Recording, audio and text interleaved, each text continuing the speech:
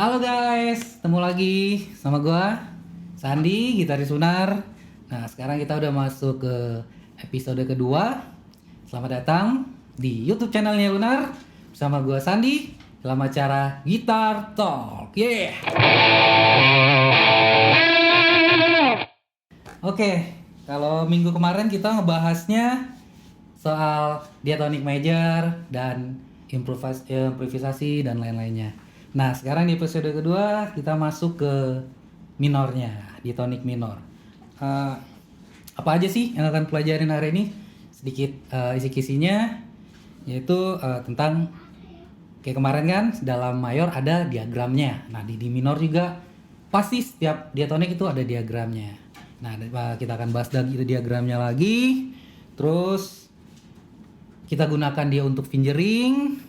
Terus ntar chord progressionnya di minor, terus rhythm sectionnya gimana, dan terakhir nanti kita ada improvisasi sedikit. Semoga berguna. Oke, kita mulai dari diatonic minor.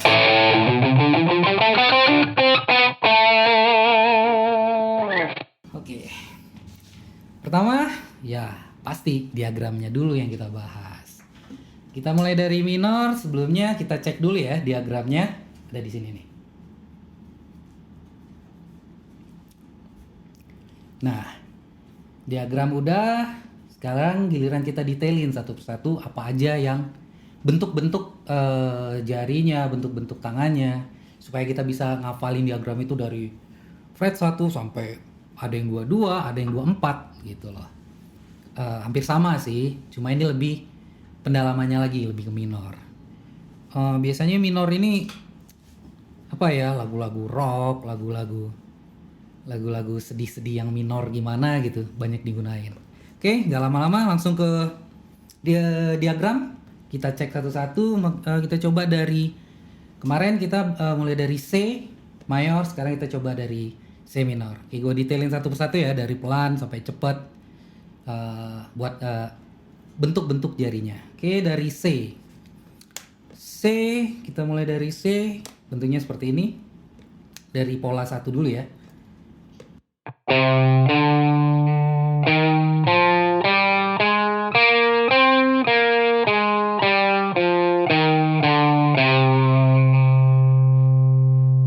Dicepetinnya dikit seperti ini.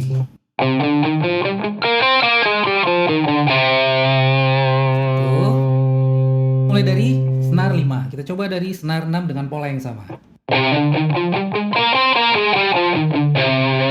Karena pola ini kita yang pakai pola 5 seperti ini. Salah. Wah.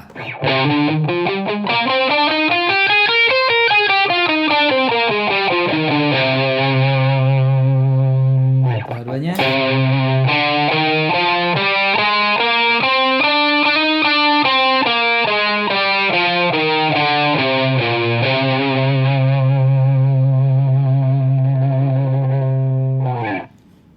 Dihafalin satu persatu sampai nanti udah hafal satu pola per pola, dan kita harus gabungin supaya lebih kita hafal di semua tempat. Misalnya kita di sini.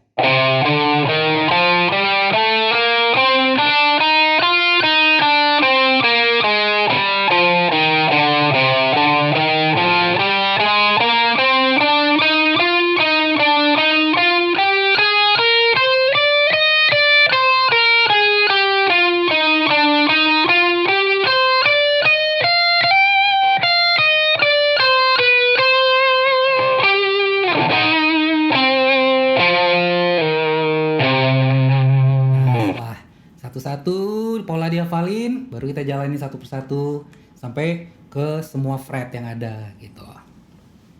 Terus selanjutnya kebiasaan gue megang gitar, pertama major dulu, yang kedua minor. Seperti biasa, ini diagram-diagram ini gue gunakan pasti untuk ya fingeringnya gue, latihan jarinya gue, biar hafal juga posisi-posisinya. Jadi pas gitu ada lagu-lagu yang minor yang gue harus improvisasi di minor, gue udah siap gitu. Jadi yang pasti sih untuk menghindari waktu kita melodi fals gitu. Tiba-tiba kita lupa nih, aduh kemana nih? Kita jalanin aja sesuai dengan diagram itu. Akhirnya nggak fals kan?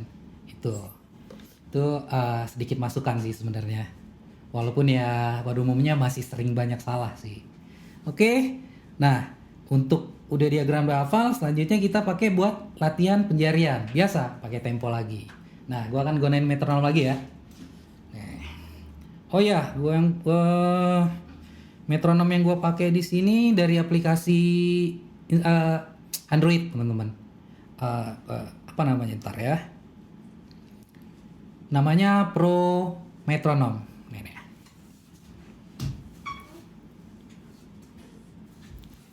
Lumayan ngebantu buat para gitaris yang mau latihan. Berguna banget kalau kita latihan pakai tempo, di waktu kita nge-take nanti kita tahu gitu. Maksudnya udah terlatih gitunya. Oke. Pertama kita mulai dari tempo biasa, dari 80. Oke, kita mulai dari A minor.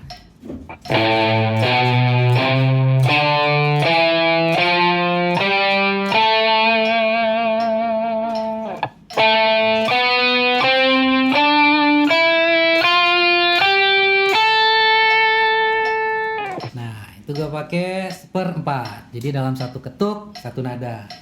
Yang kedua gue pakai 1/8.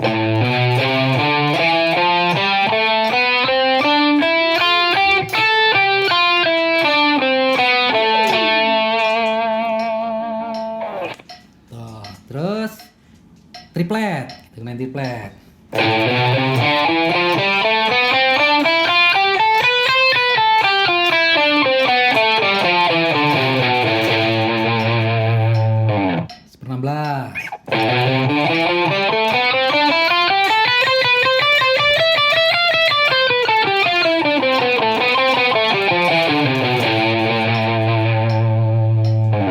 Sekarang kita coba dari 1/16 untuk melatih seberapa cepat.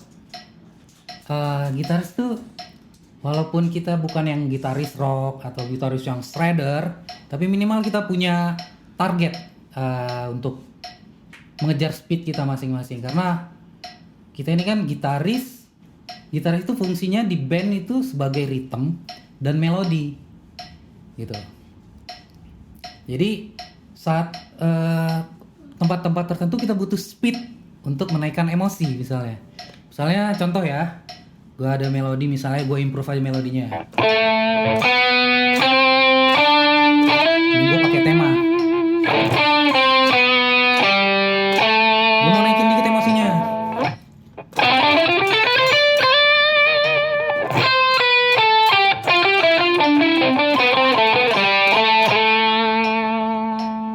Nah, di situ udah mulai ada dinamik kita bermain.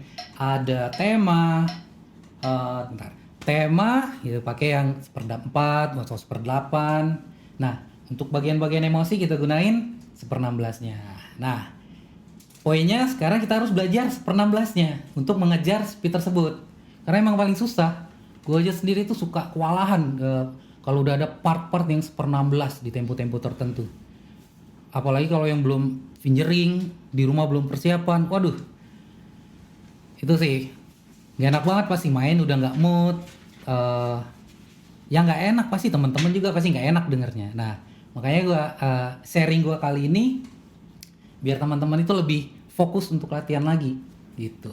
Oke, kita mulai dari tempo 80 sampai 120 aja ya. Tadi 80 kita ke 90.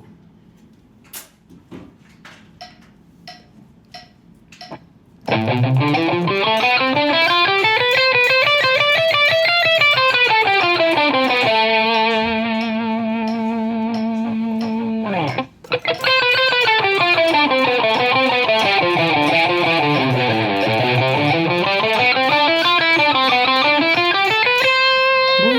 begitu sampai benar-benar udah motoriknya udah bagus, semua udah nggak ngotot, semua udah enak. Di 90 kita naik ke 100.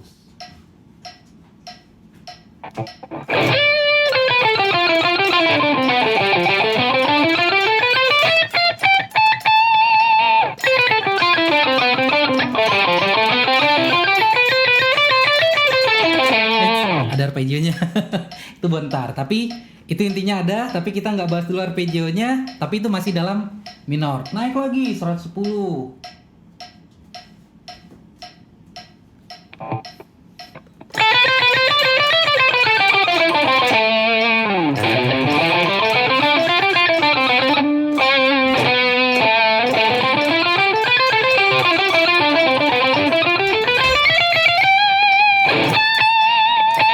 Naik lagi 120 misalnya.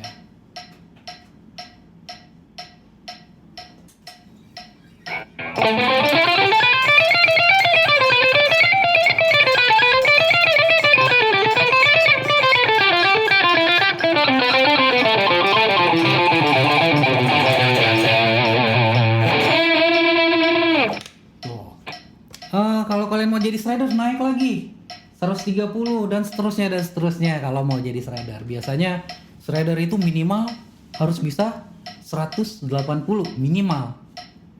Biar bisa mencapai lagu-lagu yang tahap speednya tinggi gitu. Tapi ya kembali lagi ke teman-teman mau yang kayak gimana, jadi gitar seperti apa. Kalau gue memang tetap targetnya itu di 180.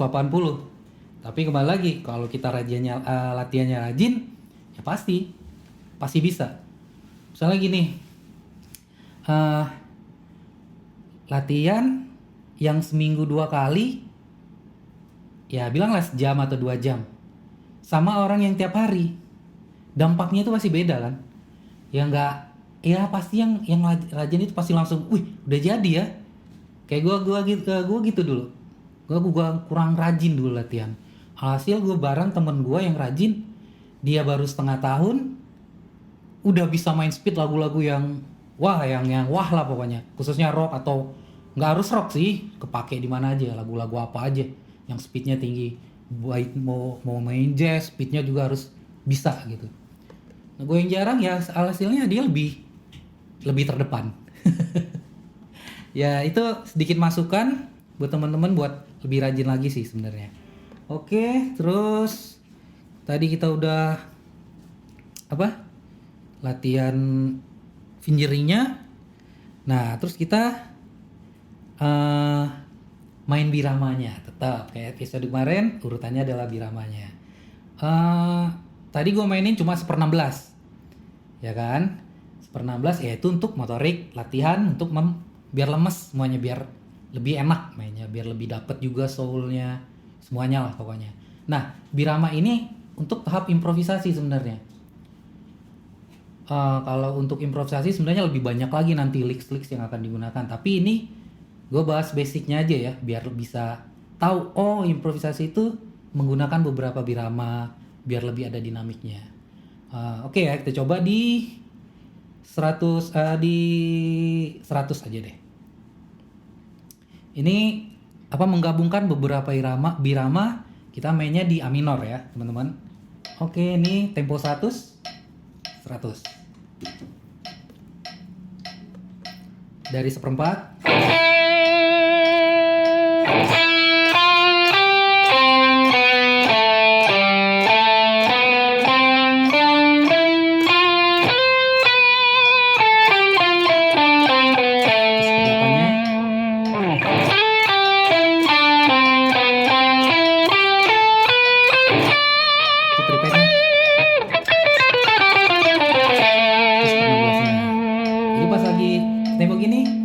Pas latihannya diulang aja.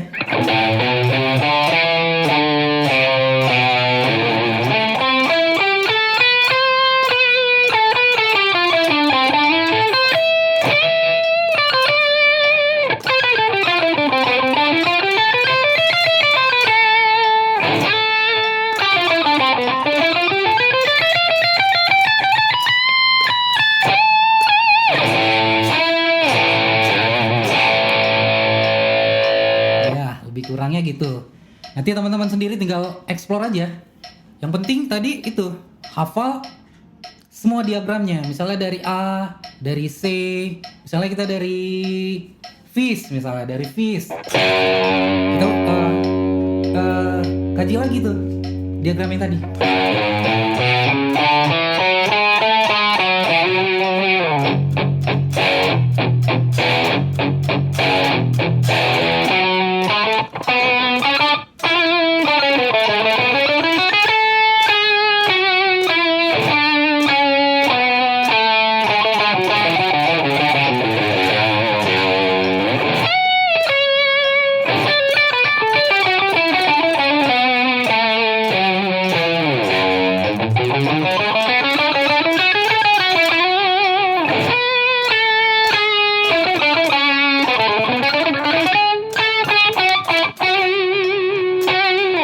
Gitu, hati. Jadi ya sedikit banyaknya tuh kita udah bisa improvisasi dari cuma yang menghafalkan sebuah diagram tadi. Jadi mudah-mudahan lebih mempermudah ya buat teman-teman. Yang pasti itu yang gue lakukan tiap hari untuk gue melatih latihan-latihan. Kadang-kadang kita bingung kan, bangun misalnya bangun tidur dan kita harus latihan main apa ya, bosen gitu.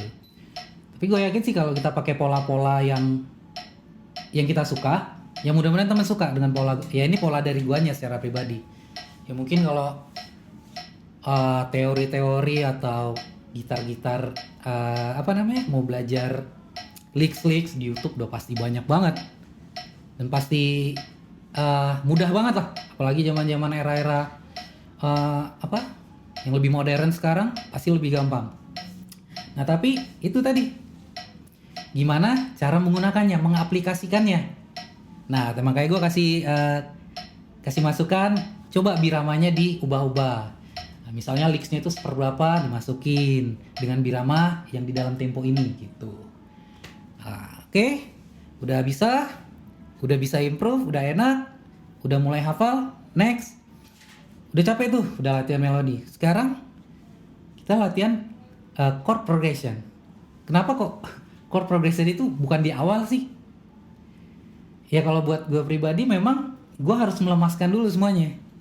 Semua udah motorik udah bagus, baru chord gitu.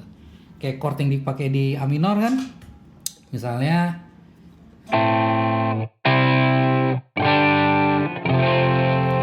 nah ini chordnya, pengembangan dari chordnya ya kita bisa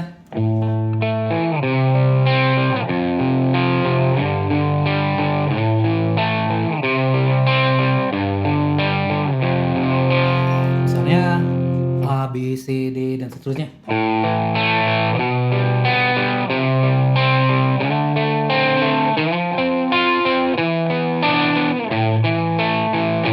Itu basicnya 1-5-1.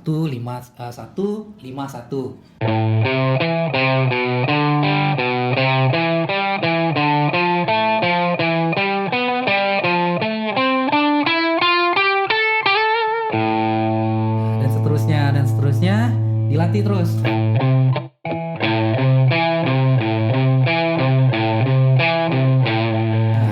sekarang dipakai untuk chord. Gue sih lebih ke rock ya.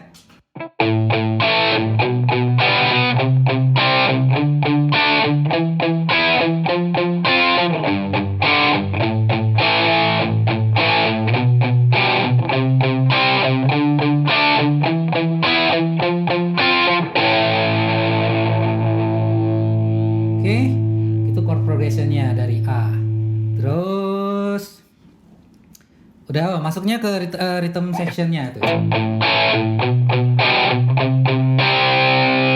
Setelah udah bisa rhythm sectionnya itu, baru kita sedikit ke improvisasi sambil di chord progression.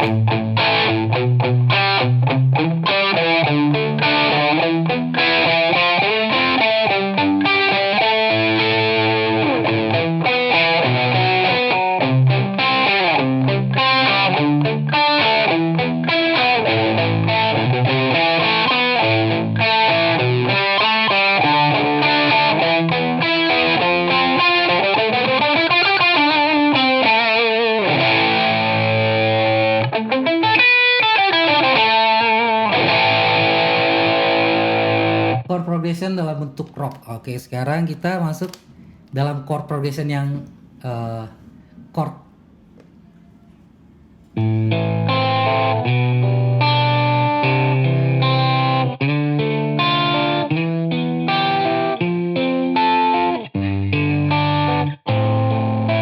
Itu keluarga chordnya dari minor. Tapi jangan lupa, karena tadi gue gunain adalah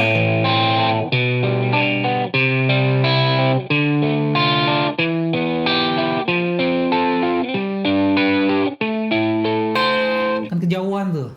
Nah, yang kita latih itu gimana caranya kita dalam satu ruangan tadi. Kayak episode kemarin juga gitu.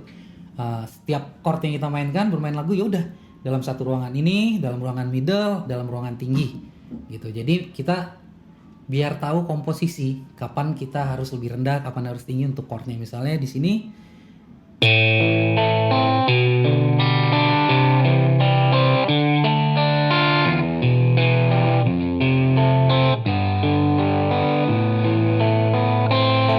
nah, sekarang kita ke middle-nya.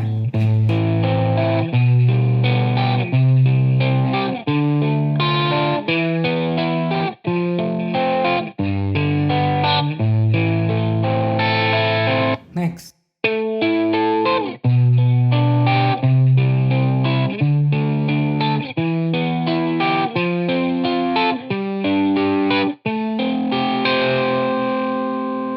Jadi gitu.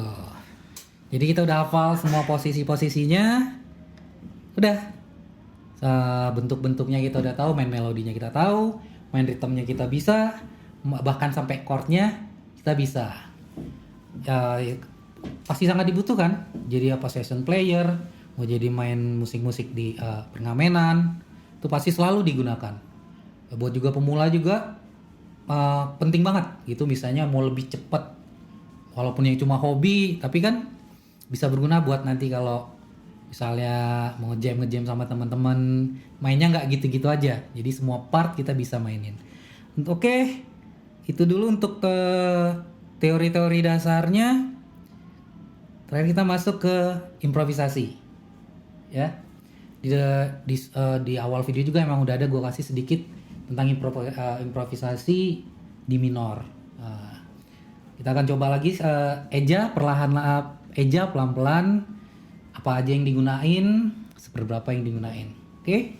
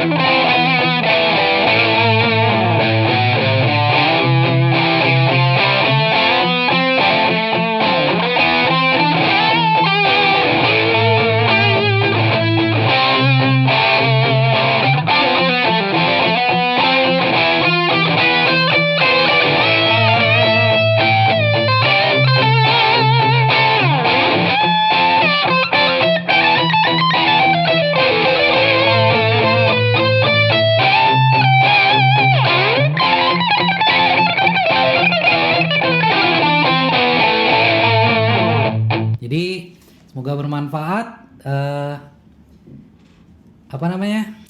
Mungkin leaks-leaksnya untuk improvisasi nanti kita akan bahas di episode selanjutnya. Tapi ini untuk basicnya, jadi kita bisa sampai punya tahapan untuk latihan gitar di rumah, jadi modal juga khususnya buat para uh, kayak gue main-main di cafe atau session player apapun itu. Mudah-mudahan berguna dan bisa jadi bahan untuk kita berlatih di rumah. Nah kalau teman-teman ada mau sharing atau mau ngasih masukan, barangkali gue ada kesalahan dalam teori-teori yang gue sampaikan, teman-teman bisa bisa DM ke YouTube-nya Lunar, ke Instagram-nya Lunar, ke Instagram juga Instagram gue juga secara pribadi. Pasti nanti kita jawab. Oke, buat teman-teman yang mau nanya-nanya tentang gitar, boleh langsung komen di bawah ini ya. Ntar gue jawab secara pribadi, sharing-sharing aja ya. Buat yang teman-teman, yang pemula, yang masih baru belajar, mungkin yang udah lebih expert dari guanya, ya kita saling sharing aja. Oke teman-teman, sampai jumpa di next episode. Terima kasih, jangan lupa ya, subscribe dan like. See you.